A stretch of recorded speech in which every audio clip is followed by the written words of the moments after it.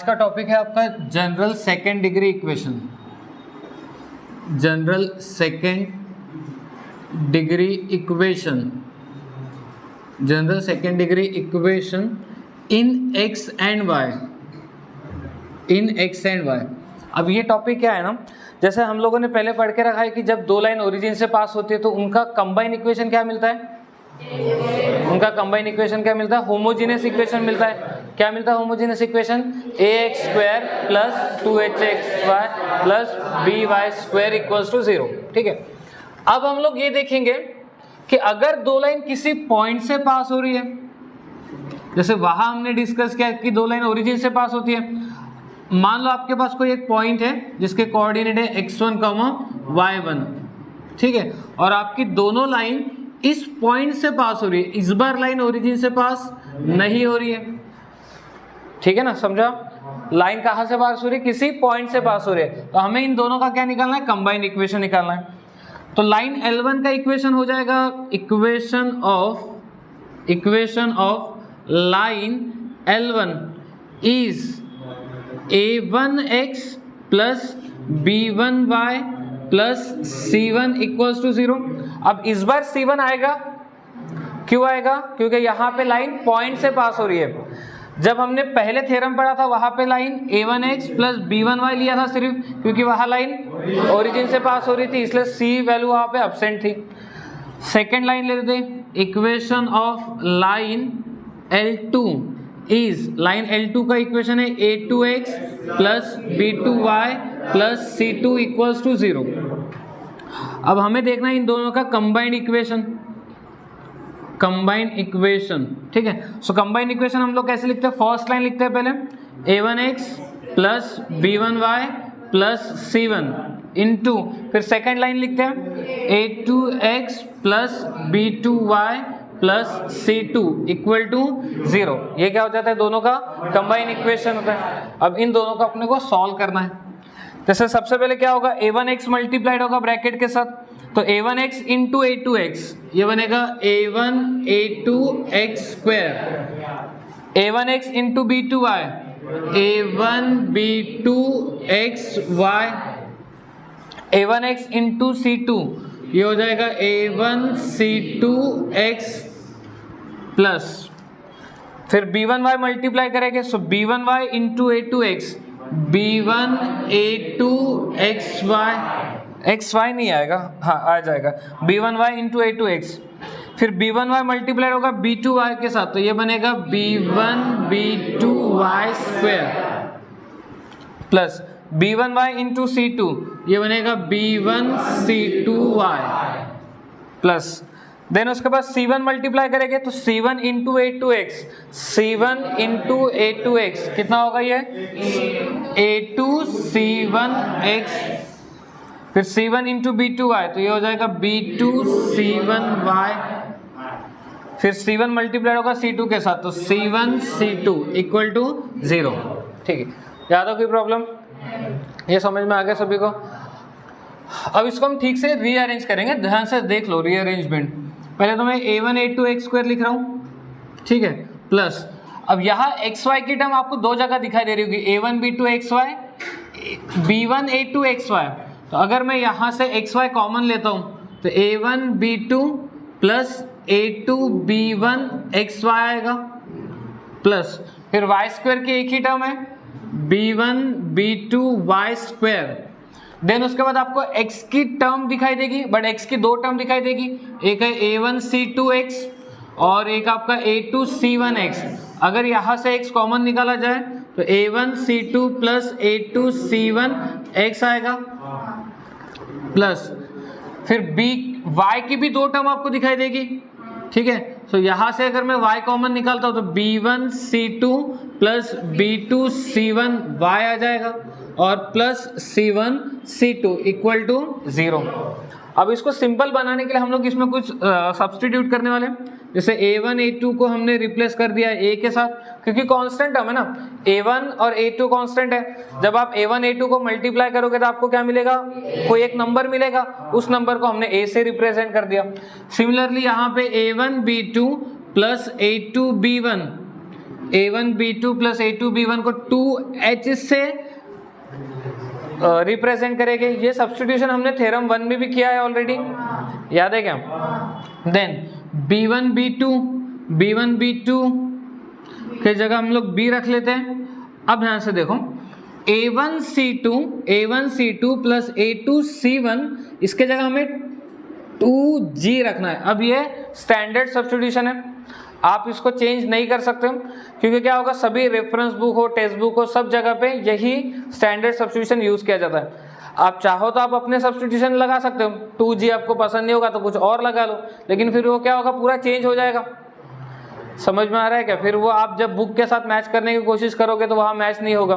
तो इसलिए standard substitution है, इसी को फॉलो करो। a1 a2 a रिप्लेस करेगा, a1 b2 plus a2 b1 2h replace करेगा, b1 b2 से b रिप्लेस करेगा, a1 c2 plus a2 c1 से 2g को रिप्लेस करना है। देन उसके बाद b1 c2 plus b2 c1, इसको हमें 2f के साथ रिप्लेस करना है, और c1 c2 c के साथ रिप्लेस करेंगे। ये समझा सभी को?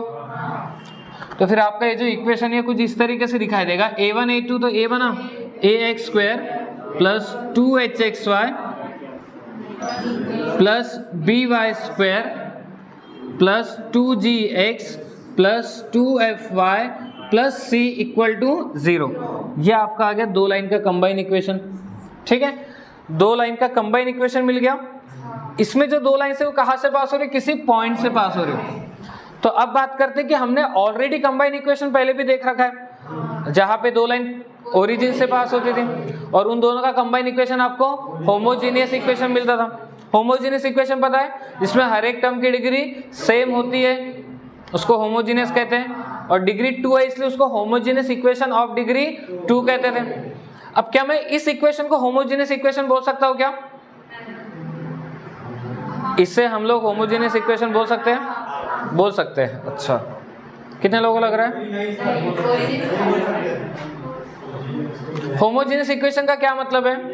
हर एक टर्म की डिग्री सेम होनी चाहिए। पहले टर्म की डिग्री, सेकेंड टर्म की डिग्री, थर्ड टर्म की डिग्री, फोर्थ टर्म की डिग्री 1 है, डिग्री 1 है। मैंने आपको बताया है कांस्टेंट की डिग्री 0 होती है।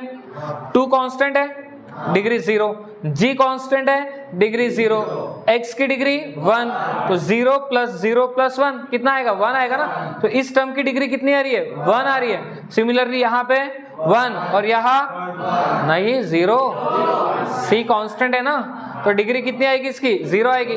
तो क्या हर एक टर्म की डिग्री सेम है क्या? तो ये होमोजेनियस इक्वेशन नहीं है। हाँ, होमोजेनियस इक्वेशन नहीं है, बट ये डिग्री 2 का इक्वेशन है। डिग्री 2 का इक्वेशन है। जैसे आप क्वाड्रेटिक इक्वेशन को डिग्री 2 का इक्वेशन बोलते हो, क्यों? क्योंकि हाईएस्ट डिग्री उसकी 2 होती है। इसकी भी हाईएस्ट डिग्री 2 है ना, इसलिए अपन इसको क्या बोलते हैं? Second degree equation.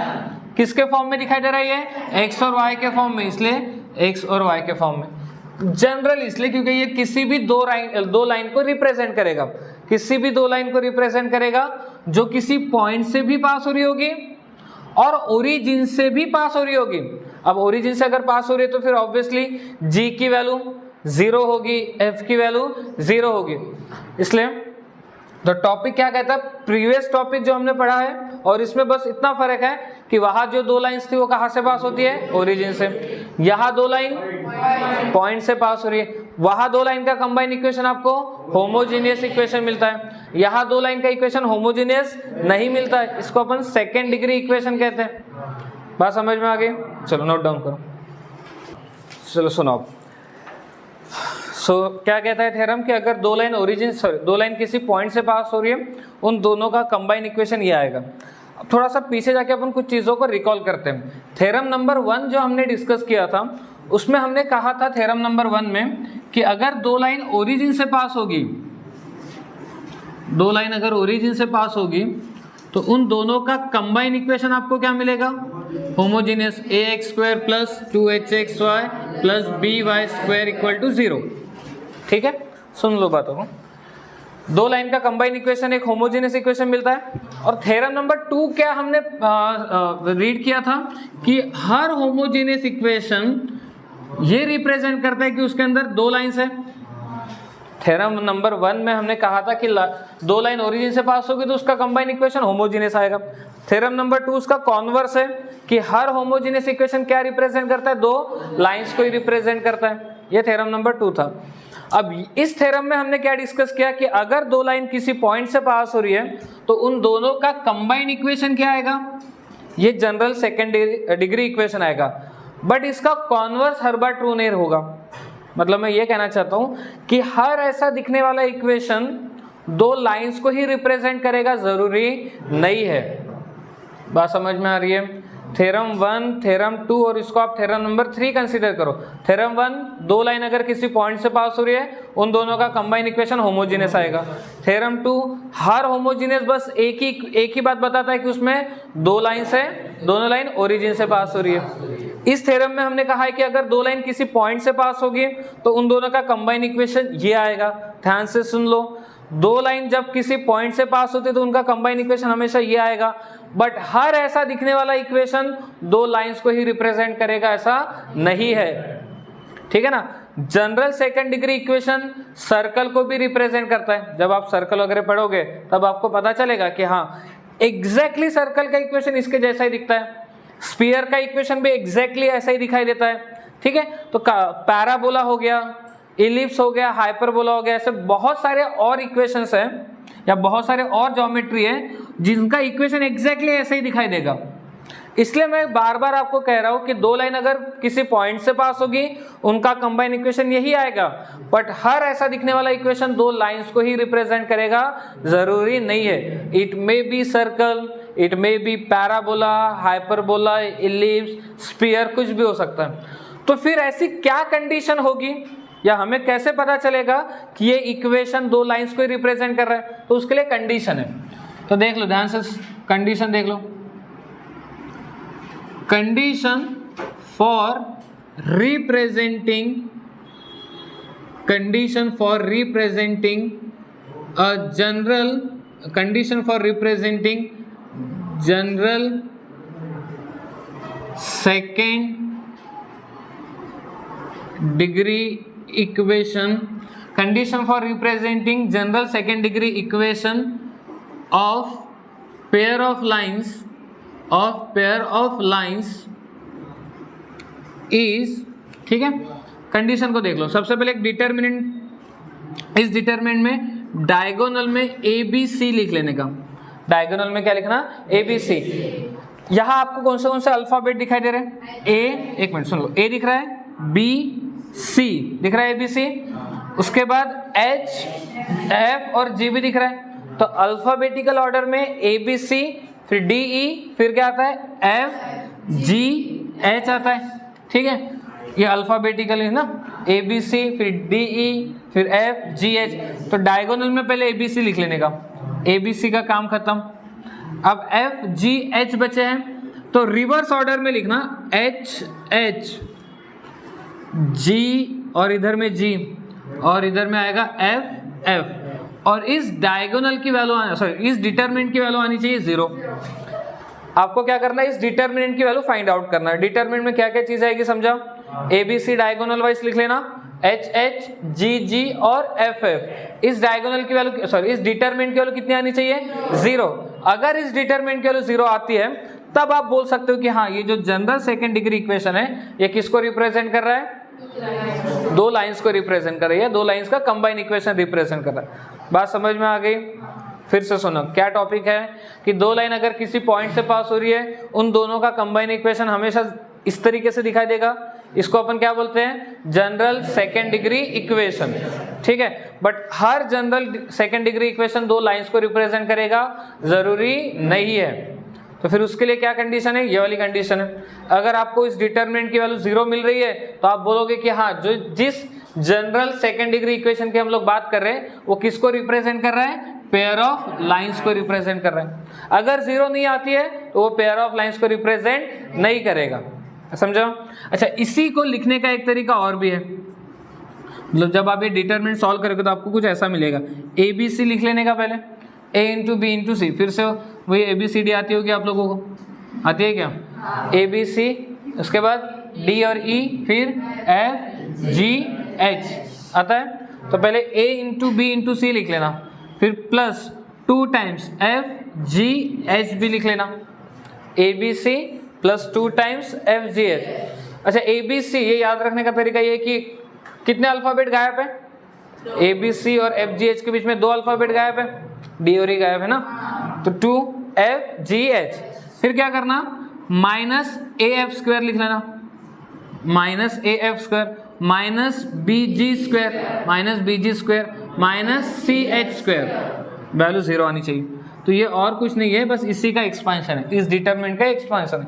या तो आप ये याद कर लो या तो फिर ये याद कर लो, बस इसको याद रखोगे तो तरीका बता दिया आपको।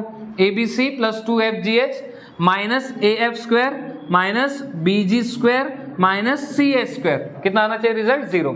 0 आता है तो ये क्या रिप्रेजेंट कर रहा है, पेयर ऑफ लाइंस को रिप्रेजेंट कर रहा है। बात समझ में आ गई, लिख लो, ठीक है। सो टेक्स्ट बुक एक्सरसाइज है 4.3। क्वेश्चन नंबर 1 क्या कहता है, find the joint equation of lines passing through point 2, -1 and parallel to the lines represented by 2x square plus 3xy minus 9y square equals to 0। मतलब इस बार सिचुएशन क्या है, आपको 2 line का कंबाइन इक्वेशन फाइंड आउट करना है, 2 line का combine equation find out करना है, और 2 लाइन किस पॉइंट से पास हो रही है, 2, -1। जनरली 2, -1 कहाँ होगा, 2, -1 पॉइंट यहाँ कहीं तो भी होगा, 2, -1, ठीक है। यहाँ से 2 लाइन पास हो रही है, लेट्स से ये 2 लाइन है, इन दोनों लाइन का हमें कंबाइन इक्वेशन फाइंड आउट करना है। कंडीशन ये देकर है कि जिन 2 लाइन का कंबाइन इक्वेशन हमें फाइंड आउट करना है वो 2 लाइन इन 2 लाइंस को पैरेलल है, दिखाई दे रही है, इसमें 2 लाइंस है, होमोजीनियस है। अच्छा होमोजीनियस है मतलब इसमें 2 लाइंस है और दोनों लाइन कहाँ से पास हो रही है, ओरिजिन से। तो 2 लाइन हम लोग बना लेते हैं, 2 लाइन ऐसे बनाएंगे कि जो इन दोनों को पैरेलल लगे, समझा। तो इसमें जो 2 लाइंस है हम उनको L1 और L2 से रिप्रेजेंट कर लेते हैं, और जिन 2 लाइन का कंबाइन इक्वेशन हमें फाइंड आउट करना है उसे हम लोग U और V से डिनोट करते हैं, समझा। अच्छा हमें इन दोनों लाइन का कंबाइन इक्वेशन फाइंड आउट करना है। Again combine equation find out करना है तो हमें दोनों के सेपरेट इक्वेशन चाहिए। सेपरेट इक्वेशन के लिए हमें पॉइंट और स्लोप चाहिए। पॉइंट तो खैर पता है, पॉइंट का कोई इशू नहीं है, बट स्लोप नहीं पता, स्लोप पता करना होगा। अब स्लोप कैसे पता करें, तो क्या हम लोग ये लाइन L1 और लाइन L2 का इक्वेशन बता सकते हैं क्या, कंबाइन इक्वेशन है तो इन दोनों के सेपरेट इक्वेशन निकाल सकते हैं, ठीक है। तो पहले सेपरेट इक्वेशन फाइंड आउट करते हैं। Separate equation of given lines, separate equation of given lines. तो इनको सॉल्व कैसे करते हैं, -9 इंटू 2 -18 को ऐसे स्प्लिट अप करना है कि 3 आना चाहिए। तो 6 इंटू -3 6 इंटू -3 -18 6 -3 3, तो 2x स्क्वायर प्लस ये 3xy को स्प्लिट अप करेंगे 6xy minus 3xy minus 9y square equals to 0, ठीक है। यहाँ पे क्या होगा, पहले दोनों में से अपन 2x कॉमन लेंगे, 2x कॉमन लेंगे तो रिमेनिंग क्या रहेगा, x प्लस 3y आ जाएगा, ठीक है। देन -3y कॉमन, तो ये कितना आएगा, x plus 3y equal to 0, ठीक है। सो x प्लस 3y कॉमन, तो क्या बचा, 2x minus 3y equal to 0। 2 bracket का मल्टीप्लीकेशन मतलब x plus 3y equal to 0 and 2x minus 3y equal to 0। तो हमें इन दोनों लाइन के इक्वेशन पता चल गए। मान लेते कि अपनी लाइन L1 है। अच्छा ये भी मानने का तरीका है थोड़ा सा, इसका स्लोप अगर देख लो, इसका स्लोप कितना आएगा, -1/3। स्लोप निगेटिव आ रहा है, स्लोप निगेटिव आ रहा है मतलब एंगल ऑब्टूस होगा, पता है क्या। और इसका स्लोप 2/3 पॉजिटिव आ रहा है, पॉजिटिव आ रहा है मतलब थीटा फर्स्ट क्वाड्रेंट में होगा, यानी थीटा एक्यूट होगा, समझा क्या कुछ। तो हमने तो अभी एक रफली डायग्राम बनाई है। इसका स्लोप जो भी है पॉजिटिव आ रहा है ना, स्लोप पॉजिटिव आ रहा है मतलब क्या हुआ, इसका स्लोप। अच्छा एक्चुअली मैं आपको इसलिए बताना चाहता हूँ कि इससे हम लोग ये लाइन बोले कि वो वाली लाइन बोले, ये कंफ्यूजन होगा ना आपको। दो लाइन का इक्वेशन हमें मिल गया, हमें कैसे पता कि लाइन L1 का इक्वेशन यही है और लाइन L2 का इक्वेशन यही है? बस वो समझाने के लिए कि अगर लाइन L1 की बात की जाए और लाइन L2 की बात की जाए तो किसने मैक्सिमम एंगल तैयार किया एक्स एक्सिस के साथ? अभी फिलहाल डायग्राम के अकॉर्डिंग L2 ने ना, तो L2 ने मैक्सिमम एंगल तय किया, L2 ने कम किया है इसका कंपैरिजन में। तो स्लोप देखते हैं, इसका स्लोप नेगेटिव आएगा, स्लोप नेगेटिव आएगा मतलब स्लोप नेगेटिव कब आता है? जब थीटा सेकेंड क्वाड्रेंट में होता है। पता है क्या स्लोप निकालने का फॉर्मूला क्या होता है? स्लोप निकालने का formula m is equal to tan theta. tan first quadrant में पॉजिटिव, सेकेंड क्वाड्रेंट में नेगेटिव, इसका जो स्लोप आ रहा है वो नेगेटिव आ रहा है, मतलब जो थीटा होगा वो सेकेंड क्वाड्रेंट में होगा। तो एक्चुअल में डायग्राम ये जो लाइन है लाइन L2 ये कहाँ होगी? आपके सेकेंड क्वाड्रेंट में होगी। बट फिलहाल अभी का हम लोग मान लेते कि इसने मैक्सिमम एंगल तैयार किया। तो इस लाइन का इक्वेशन क्या हो गया?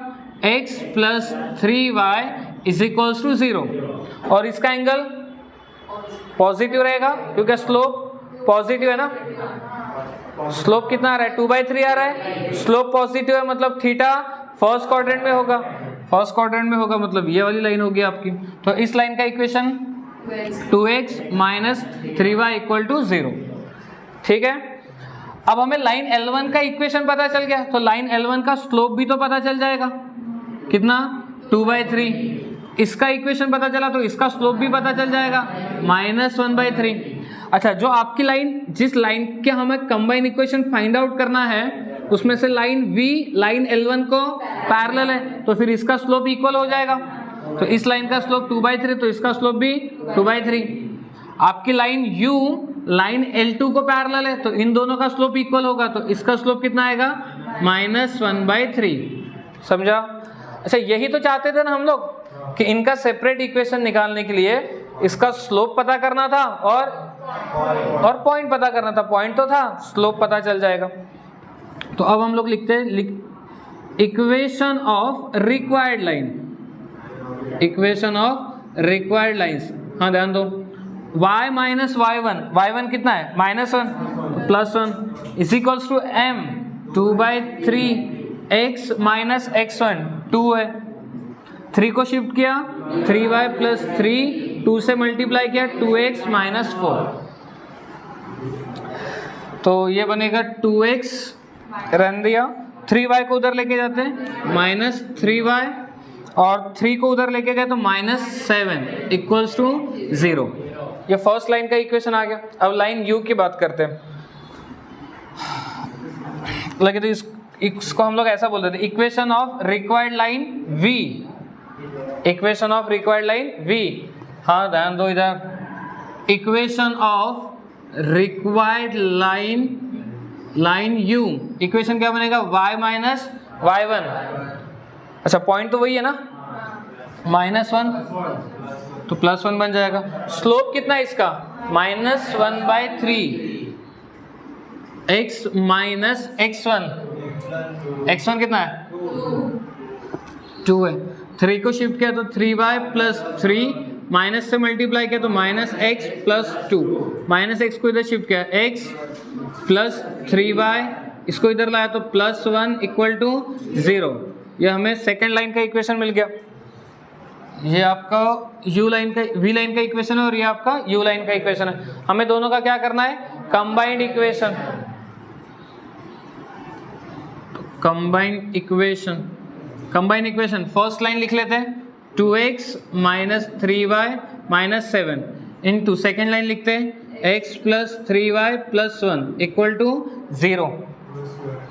इन दोनों मैं डायरेक्ट लिखता हूँ, आपको पता है ना क्या करना है, मल्टीप्लाई करोगे वो सब तो कितना आएगा? 2x square plus 3xy plus minus 9y square. कोई भी एक बोलो, कोई भी एक बोलो। हाँ बोलो। -5x minus 24y minus 7 equal to 0। ये आ जाएगा दो लाइन का कंबाइंड इक्वेशन। समझा? चलो नोट डाउन करो।